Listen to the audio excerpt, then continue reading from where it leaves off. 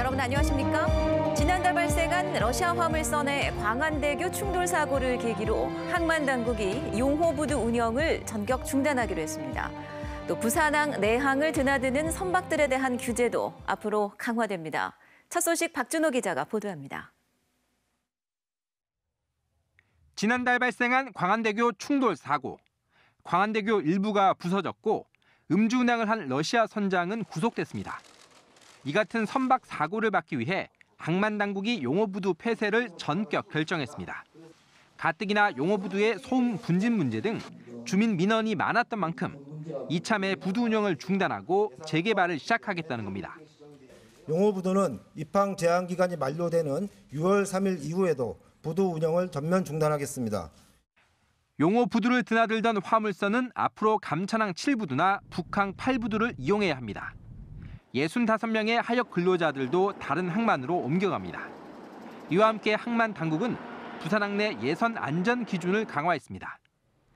그동안 16만 톤이 넘는 초대형 선박에만 2척의 예인선이 투입됐지만 앞으로는 6만 톤 이상 중형급 선박이 입항할 때도 안내 선박 2척을 배치합니다. 처음에는 5만 톤을 하려 했습니다만 선사들을 대리점들에 요청해가지고 6만 톤으로 상향 조정하게 되었습니다. 항만 당국은 또 제멋대로 운영되었던 예선 면제 제도를 전면 개정해 그 실효성을 높여가기로 했습니다. MBC 뉴스 박준호입니다. 방파제나 선착장 등 바닷가에서 차량이 추락하는 사고가 연평균 10여 건에 이르고 있습니다. 촌각을 다투는 해상 인명 구조는 말 그대로 물속에서 진행되기 때문에 구조대원의 잠수 능력이 정말 중요하죠.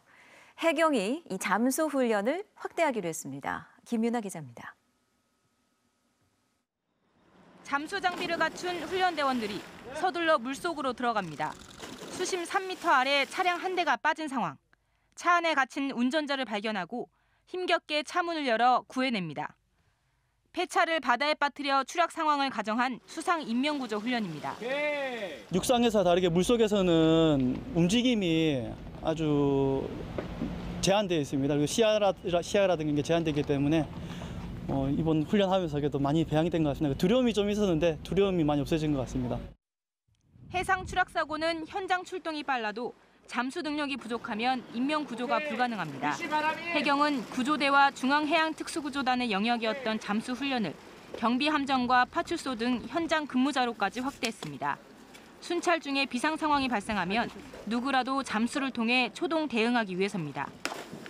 잠수를 전혀 접하지 않은 비전문가들, 그러니까 함정 직원, 파출소 직원들을 대상으로 수중 호흡 장치, 이런 긴급 투입 장비를 이용해서 수중으로 들어가서 사람을 구조해 내오는 것.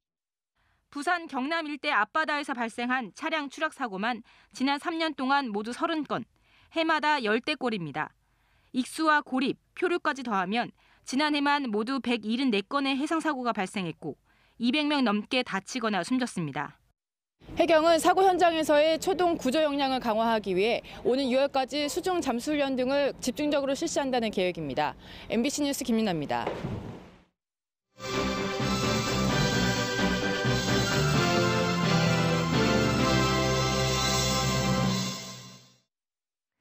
네, 부산 MBC는 이번 주부터 기획보도로 부산 경제 축을 이루는 핵심 산업군들을 자세히 살펴보겠습니다.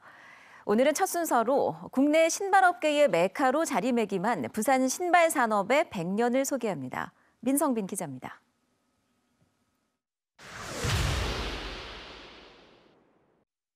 다음 중 영화 1987 신발을 골라보세요. 영화 1987에서 주인공들이 신었던 신발이 바로 이 신발인데 부산 기업인 사마고무에서 만든 타이거 운동화로 8, 90년대 당시 선풍적인 인기를 끌었습니다. 올해로 꼭 100년을 맞은 한국 신발 산업. 고무신을 만들던 시절부터 첨단 신발을 만드는 지금까지 부산은 한국 신발 산업의 메카로 역할을 해왔습니다. 사업자 수의 한 46%, 그리고 종사자 수의 한 50% 정도가 부산에 차지하고 있어서 여전히 부산은 신발 산업의 중심 역할을 하고 있습니다. 월드컵과 프로스펙스, 르카프 등 국내 신발 시장을 휩쓴 브랜드 대부분이 부산 기업이었습니다.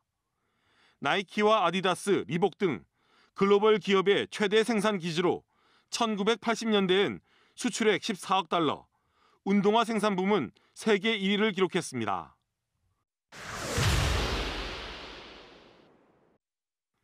글로벌 브랜드의 주문 생산에 의존하던 부산 신발 산업. 인건비 상승으로 신발 제조 시장의 중심이 중국과 동남아시아로 넘어가면서 급격한 쇠퇴의 길로 접어들었습니다. 2000년대 들어 아웃도어 붐이 일면서 회복기를 맞았지만 중국 제품의 저가 공세와 개성공단 폐쇄 등으로 다시 위기에 봉착했습니다. 지난 2017년 지역의 신발 관련 업체는 206곳으로 3년 사이 13% 감소했고 고용 인원과 출하액도 크게 줄었습니다. 테니스화와 배드민턴화, 탁구화 전문 브랜드인 비트로를 생산하는 부산 신발 기업 학산. 전문화된 신발 분야를 개척하며 성장세를 이어가고 있습니다. 이런 기능성 제품의 경우 제품 기획에서 실제 상품화까지 걸리는 시간은 대략 1년입니다. 1년 뒤의 유행을 미리 예측해 상품 제작을 준비해야 하는 겁니다. 최근 5년간 제품 개발에 투자한 비용만 70억 원. 우수한 기술력이 알려지면서 세계 유명 기업들도 잇따라 주문 생산을 맡기고 있습니다. 실제 투입하는 동호인들로부터 가치와 품질을 인정받아가면서 현재로는 여러 글로벌 스포츠 브랜드들과 업계에서 1, 2위를 다투는 정도로 성장해 왔습니다. 100년의 노하우를 축적한 부산 신발. 단순 OEM이 아닌 연구개발과 혁신에 주력한 부산의 많은 신발 업체들이 불황 속에서도 중흥기를 맡고 있습니다. 비교적 인건비가 낮고 기술 인력이 풍부한 북한 개성공단 재개가 또 하나의 전환점이 될 것으로 기대를 모으고 있습니다. MBC 뉴스 민성빈입니다. 부산과 울산시장 또 경남도지사 권한대행이 오늘 누리마루 에이펙하우스에서 세계 시도의 상생 발전과 화합을 위한 업무 협의회를 개최했습니다. 동남권 광역교통망과 미세먼지 문제 등 주요 현안에 공동 대응하기로 양해 각서를 체결했는데요. 신공항에 대해서도 한 목소리를 내기로 했습니다. 이만은 기자입니다. 오거돈 시장과 송철호 울산시장, 박성호 경남도지사 권한대행이 한자리에 앉았습니다. 지난해 지방선거 직후 당선인 신분으로 약속했던 부울경 상생협약을 문소화하는 자리입니다. 공동의 과제를 하나하나 풀어나가는 새 출발을 하는 아주 의미 있는 자리가 만들어졌다고 생각을 합니다. 주요 협약 내용은 크게 5가지 분야. 수도권 규제 완화 정책에 대한 공동 대응 방안과 부산과 울산, 경남을 하나로 묶는 광역교통망 건설, 글로벌 경제 협력 사업을 공동 추진하자는 내용이 포함됐습니다. 부울경 관광시장을 광역화하는 방안과 미세먼지에 공동 대응하기 위한 사업도 함께 추진하기로 했습니다.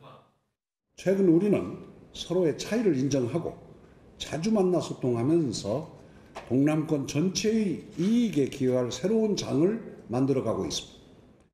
신공항에 대해서도 한 목소리를 내기로 했습니다. 지난 17일 국회에서 동남권 관문공항 건설을 위한 부울경 기자회견을 가진 데 이어 앞으로도 신공항 문제에 부울경은 공동 대응합니다. 경남도의 모든 공직자가 이런 실무적인 사항에 대해서 앞으로 후속 조치에 이행에 차질이 없도록 그렇게 각별히 챙기겠다는 말씀을 드립니다. 이와 함께 부울경 지자체장들은 르노 삼성 파업 사태로 어려움을 겪고 있는 지역 부품 협력 업체들을 위해 세계 시도가 한자리에 모여 애로사항과 대책을 논의하기로 합의했습니다. MBC 뉴스 이만흥입니다. 이 농가를 돌아다니면서 유기견과 반려견 수십 마리를 죽인 일당이 붙잡혔습니다. 근데 알고 보니 농작물을 망치는 들개를 잡아달라는 사주를 받고 저지른 일이었습니다. 현지호 기자입니다. 승용차 한 대가 비닐하우스로 접근합니다. 남성 한 명이 내려 마당 깊숙이 들어갑니다. 이 집에서 키우는 개를 죽인 뒤 사체를 트렁크에 싣고 떠납니다. 뭐 당연히 있다고 생각했지. 그리고 아침에 부모님 밥 주러 가서 개 없대. 신고 안 되는 것도 많고 파가 안 되는 것도 많다고 많이 가지고. 62살 김모 씨 등 2명은 지난해 8월부터 부산 강서구 일대를 돌며 개 29마리를 죽였습니다. 김 씨는 이곳에 묵혀있던 개에게 농약이 든 고기를 먹였습니다. 피해자가 4년 동안 키워온 반려견이었습니다. 처음 이들이 노린 건 사나운 들깨. 49살 정모 씨가 자신의 비닐하우스 농작물을 망치는 들깨를 죽여서 가져오면 일당 15만 원을 주겠다고 이들을 고용한 겁니다. 하지만 김 씨 등은 들깨를 잡기가 힘들어지자 농가를 돌며 반려견에게 농약을 묻힌 고기를 먹인 뒤 정 씨에게 사체를 넘겼습니다. 유기견들을 이제 많이 잡다 보니까 그리고 유기견을 잡기가 사실 좀 어렵거든요. 개들이 이제 그냥 목줄이 풀려 있으니까 개들이 그냥 도망가고 이렇게 하는 경우도 많고 그래서 이제 비교적 조금 이제 잡기 쉬운 이제 반려견들을 그렇게 잡게 됐습니다. 올 1월부터 개가 실종되거나 죽었다는 신고가 잇따르면서 경찰은 전담 수사팀을 꾸렸고 2달 만에 덜미가 잡혔습니다. 경찰은 동물보호법 위반 등의 혐의로 김 씨를 구속하고 나머지 2명은 불구속 기소 의견으로 검찰에 송치했습니다. MBC 뉴스 현주입니다. 정규 시즌을 이제 이틀 앞둔 롯데자이언츠. 야구장을 찾는 팬들은 롯데 선수들에게 어떤 점을 궁금해하고 있을까요? 팬이 묻고 선수가 답하는 팬문 선답. 유재민 기자입니다. 네, 안녕하십니까. 롯데자이언트 감독 양상문입니다. 우리 선수들에게 궁금하신 점 무엇이든지 물어봐 주시면 우리 선수들이 정직하게 아마 대답을 해줄 것입니다. 팬문 선답의 첫 번째 주인공은 롯데의 주장 손아섭 선수입니다.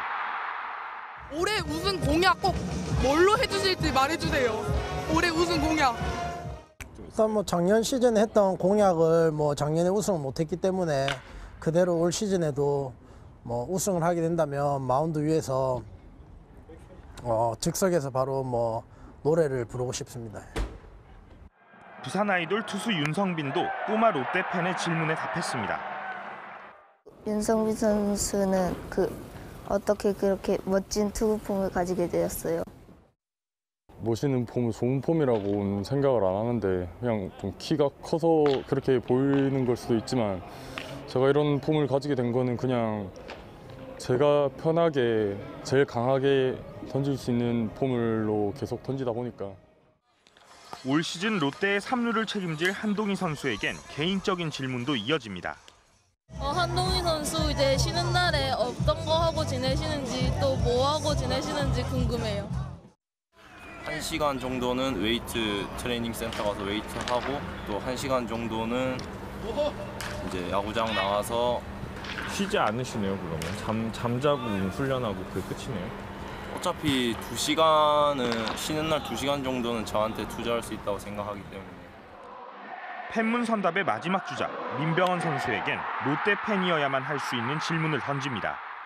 한동희 선수랑 친하기로 유명하신데 어쩌다가 친해졌는지 정확한 계기가 궁금해요.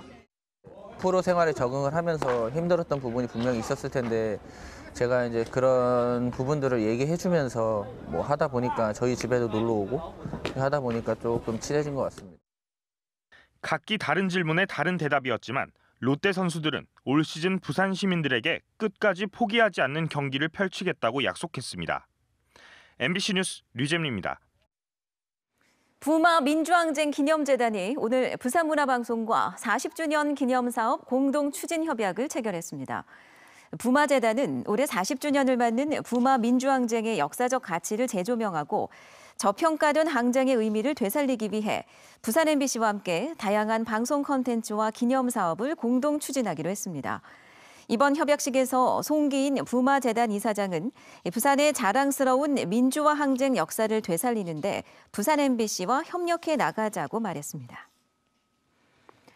부산국제영화제 조직위원회가 기간제 노동자 176명에게 5억여 원의 수당을 지급하지 않은 사실이 드러났습니다. 국회 문화체육관광위 소속 더불어민주당 김영주 의원이 고용노동부에서 제출받은 자료에 따르면 영화제 조직위는 2017년부터 18년 사이 재직했던 스텝과 퇴직 스텝 등 모두 176명에게 야간 연장 휴일 근로수당을 지급하지 않았습니다.